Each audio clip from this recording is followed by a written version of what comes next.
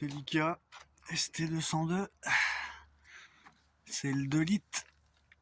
J'ai galéré un peu à en trouver un. Bon, un petit peu de casse, ça a tapé. Après, c'est pas méchant. En tout cas, les longerons sont pas touchés. Donc, je pense que le pare-choc, je vais essayer de le refaire, puisque ça va être très compliqué à trouver en phase 2.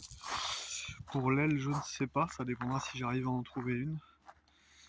Bah, elle est dans son jus, quoi. Elle est dans son jus, des petites bosses, des petits impacts. Après, c'est logique au vu du kilométrage de la voiture.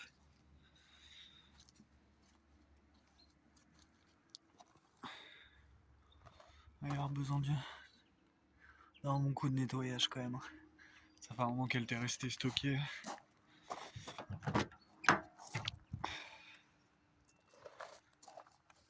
Le volant qui a pris un peu.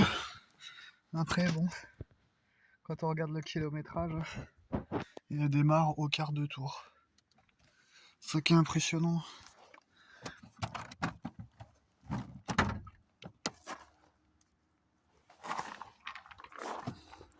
Même les sièges. Pour 350 000, bon, on voit que c'est un petit peu usé, mais 350 000 quoi. C'est les sièges d'origine et c'est le bloc d'origine.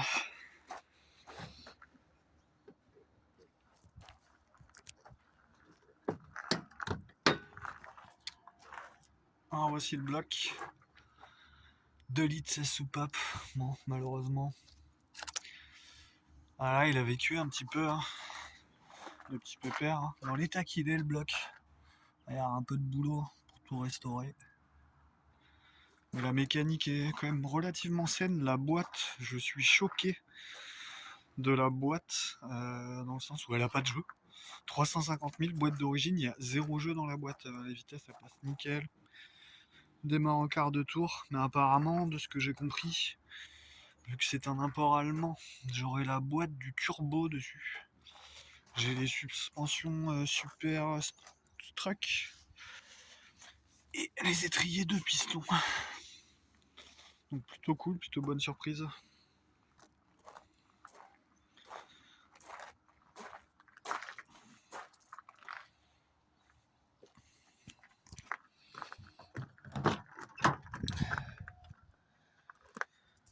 On voit que les panneaux de porte ont un peu vieilli, il va falloir que j'en retrouve d'autres. Parce que j'aimerais bien leur faire clinique quand même. J'ai même le manuel Toyota d'origine allemande. C'est une bâtarde.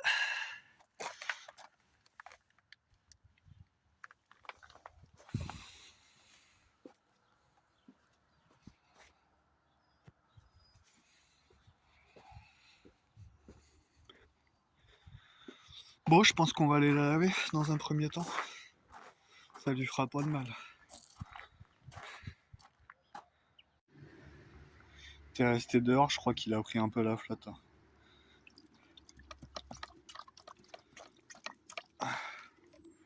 Bon, on va essayer quand même. La peur n'évite pas le danger, comme on dit.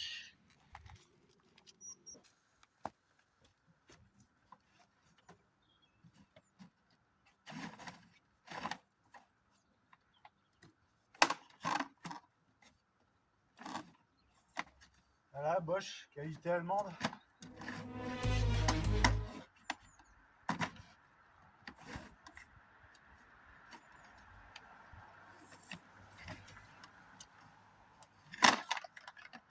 Deutsche Qualität.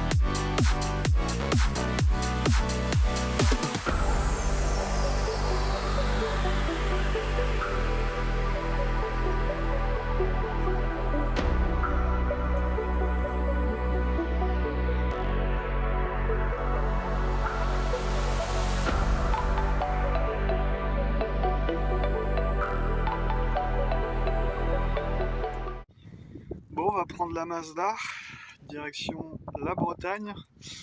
On va aller chercher une petite aile. Une petite aile pour la Celica. Ah, les pop-up, c'est magique quand même. Japonaise Power.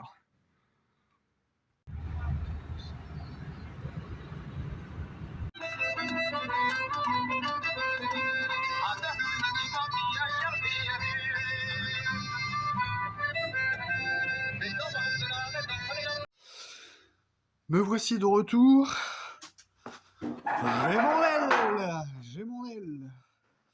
Ben, il n'y a plus qu'à démonter tout ça. Et puis regarder un peu la casse qu'il y a derrière, puisque ça a dû tordre les supports, ça c'est sûr et certain.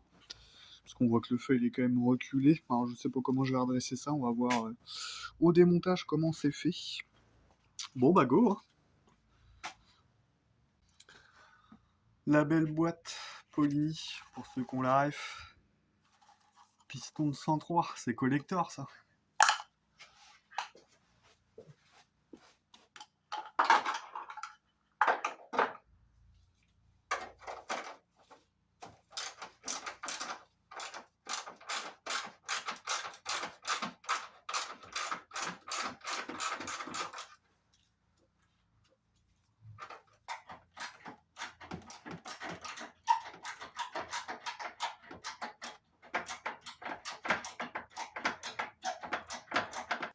Tournevis comme neuf.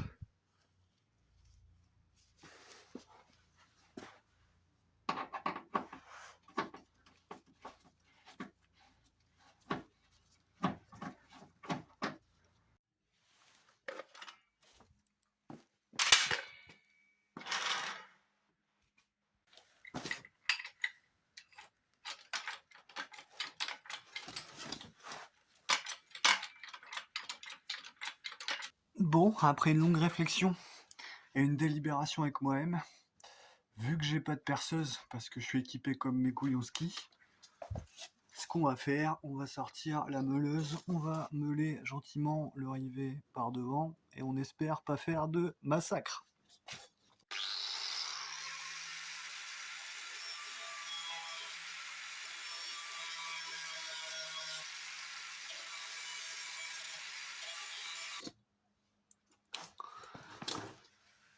Bon, ça tenait tellement bien qu'au final, le rivet, la tête est même pas meulée, que ça se barre. Super.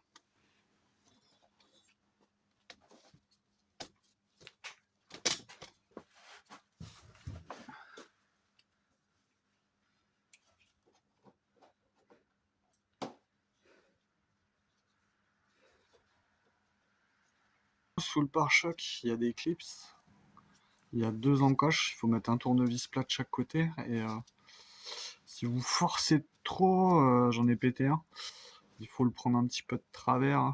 Bah, faut le prendre, il faut jouer un petit peu avec les tournevis pour le déclipser et pouvoir sortir cette pièce.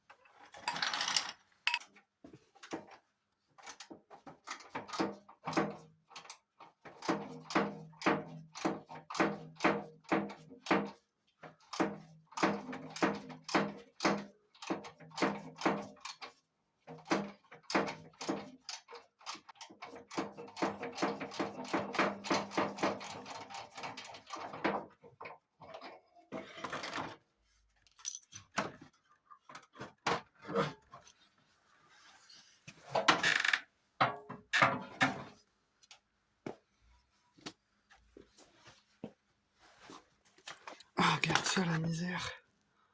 Vu que tout est tordu à la clé plate, hein, je m'amuse. Regarde-moi ça, magnifique. Ça tient avec la chaise. Pour redresser en fait la partie devant, faut refaire passer un cliquet parce qu'elle a la clé de 10. Je vais y passer une éternité. Du coup j'ai tordu l'aile, ça a ramené un peu le support. Ah, j'adore la mécanique. J'adore ça.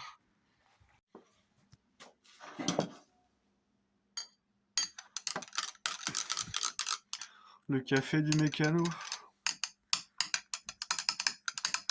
Je dirais même le cappuccino du mécano. Impec. Bon. Avant de boire le café, tout est démonté. J'ai démonté l'aile. Bon, le feu il est sorti comme ça. De toute façon, toutes les pattes sont cassées. Bon, comme ça, au moins, ça va plus vite. J'ai cette patte-là à redresser. Au niveau du pare-choc, où est-ce que je l'ai mis? J'ai ça. Il me reste cette partie-là que je vais pouvoir recoller. Le problème, c'est que la matrice, elle est complètement déformée derrière.